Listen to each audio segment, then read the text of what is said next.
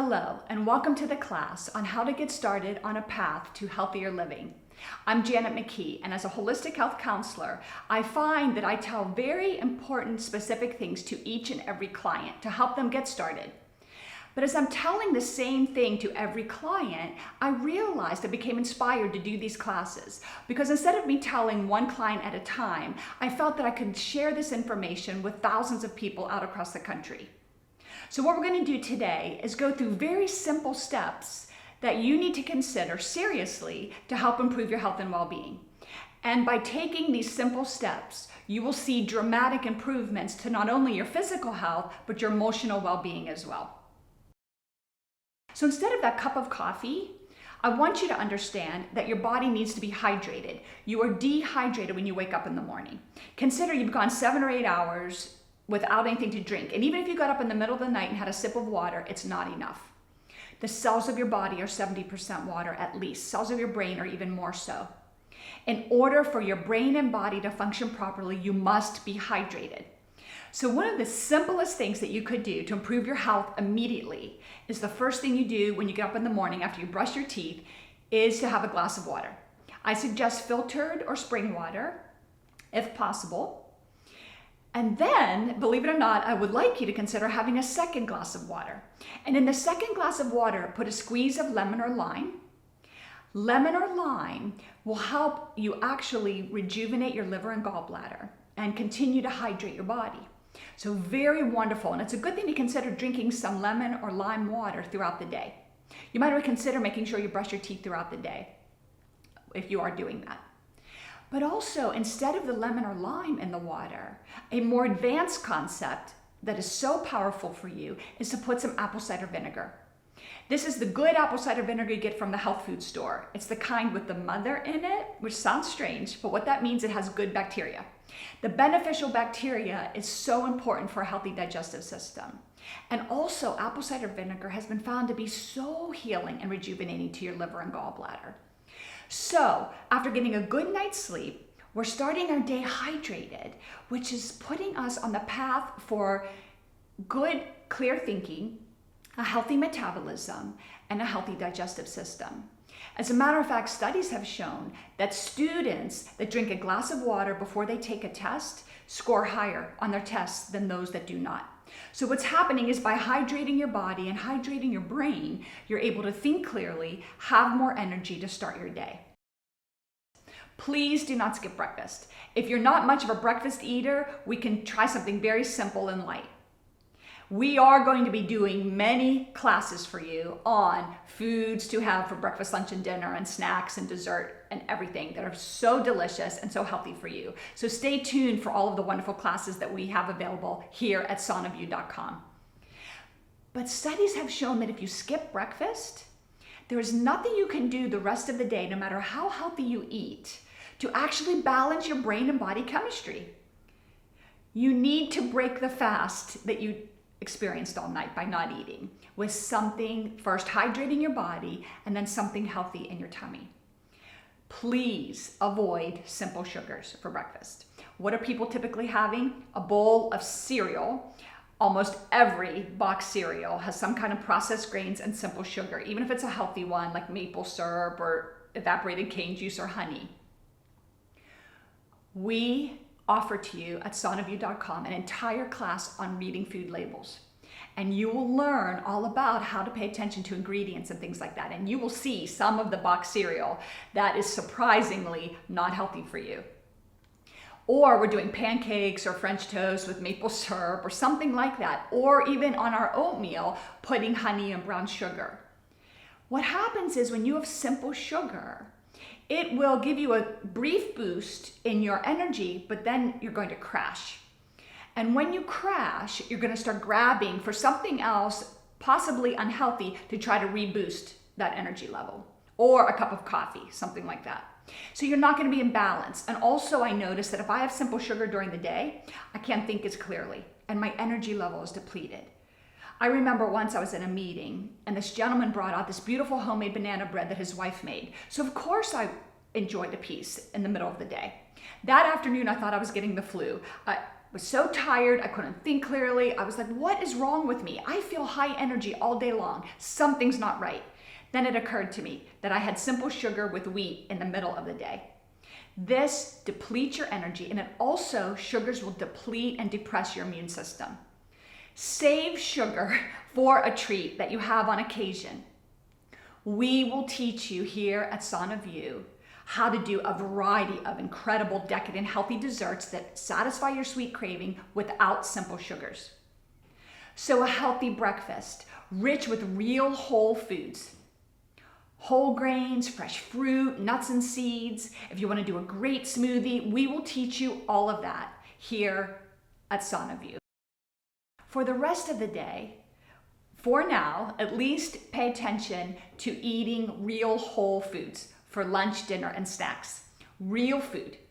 In our class on reading food labels, you will learn what that means. But basically, when you go into the grocery store, you want to pick food that you don't really have to read the label. So, zucchini, apples, bananas, tomatoes, these are real whole foods that you do not have to read an ingredient list. Or whole grains, or all of these nuts and seeds. These are real foods that need to comprise the majority of your diet. And you will learn in these series of classes that including a variety of plant foods, foods that are grown from plants, fruits, vegetables, whole grains, beans, peas, nuts, or seeds, as the majority of your diet is going to provide you good energy and good health long term. We will teach you many classes on a variety of ideas of what to have for lunch and dinner and snacks and desserts. The next thing I want you to consider to be healthy and to have good energy is to exercise. Yes, we've heard it before from our parents or grandparents or our teachers. You need to get good sleep, you need to drink some water, eat your fruits and vegetables, and get some exercise. Well, it's true. I'm here to remind you how important it is, but it might be more important than you even realize. Exercise is not only a time to tone your body and to be fit, which is good because you have a better body image and you feel good. It also gives you energy. I always notice that if I'm feeling a little bit stressed or tired, if I force myself to go out for a walk in the woods behind my home, I immediately feel calmer and more energized. So please take time to fit exercise into your day. But it's not just for fitness reasons. It's also helping you to relieve stress, improving your mind and body, but also supporting your immune system. As a matter of fact, a study has shown that women that had breast cancer and had recovered, those that went on a brisk walk for 30 minutes 5 times a week, had an 80% reduced chance of recurrence. This is an example of what's happening to your immune system when you get exercise. You are supporting your body to have good health. Please find something you enjoy doing. It doesn't have to be rigorous. It doesn't have to be something miserable. You don't have to run 10 miles a day. And as a matter of fact, unless you want to, as a matter of fact, when you're eating healthier and foods that are best for your body and you're getting good sleep and drinking water, your weight balances naturally. So you really don't have to kill yourself in exercising, but you do want to get some good exercise. Find something you enjoy. If it's swimming, biking, walking, I love to go hiking. Some people love gardening, some people love golfing, whatever that is. But make it something you enjoy because then it won't become a chore for you to do each day. You can sleep well, you can eat healthy, you can get some exercise and drink some water, and you'll do fine even during stressful times, and that's why that's important. When you're eating well and taking care of yourself, you will be better equipped to deal with stress in your life. But also learning simple techniques to help you manage stress will definitely improve your emotional and physical well-being. A few simple things to consider is to know that you choose your thoughts. If you are thinking thoughts that are less than positive about a certain situation, you'll feel it in your body. Some people feel it in their gut. Some people, their heart starts to pound. Some people get headaches. You will know that you're thinking a thought that doesn't feel good. Try to choose a thought that feels better. Even if you can't choose a better thought about that subject that's causing you stress, look outside, the sun is shining, the birds are singing, whatever, even if it's raining. Rain is a wonderful, beautiful thing. And appreciate that. Learn to appreciate simple things in your life and have gratitude. And that will help you have thoughts that feel better, that will help you feel less stress in your life. And also learn to breathe. We do not breathe. I often ask my audience when I'm doing speaking engagements. Are you breathing? And they're like, of course we're breathing, otherwise we wouldn't be alive. It's like, no, are you truly breathing? When we're stressed, our breath is very shallow. What we want to do to help reduce stress on our body is to breathe deeply. And one simple trick I've learned from Dr. Andrew Weil is you breathe in for the count of 4, you hold for the count of 4, and then you exhale for the count of 4. This will help you to be calmer. You'll oxygenate your blood in your body, which is very important, and you will be able to get through any stressful situation with clearer thinking and in a better way.